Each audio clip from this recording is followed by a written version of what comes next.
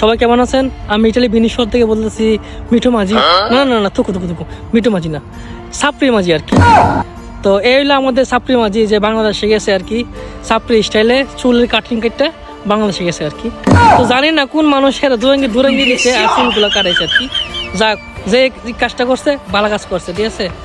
আর এখন থেকে তাকে সবাই সাপড়ি মাঝি হিসেবে চিনবেন আর কি, কারণ কথায় আছে না, নিজের পিছন ঘু মানুষের কিন্তু হ্যারলি অবস্থা, ঠিক আছে।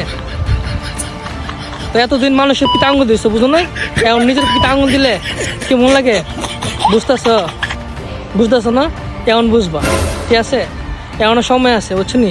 আর মানুষের পিছনে আঙুল দেওয়া না, ঠিক আছে। আর ওই সাপড়ি মার্কা স্টাইল বাদ দিয়া দো, ঠিক আছে। নাইলে ওই সিদ্দিক বেছে না, ওই সিদ্দিক ভাই, আপনি কি টাইম আছে, কিছু করবেন নাকি?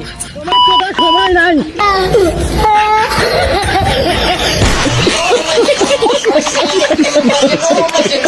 সময় নাই? ওই দেখ সিদ্দিক ভাই কি কয়, দেখ সিদ্দিক ভাইয়ের সময় নেই তোরে, বুঝছিস নি? এমন সাপড়ি মার্কা স্টাইল বাদ দাও ভাই, ভালো কন্টেন্ট বানাও, ঠিক আছে। তো সবাই থাকবেন, আল্লাহ হাফেজ।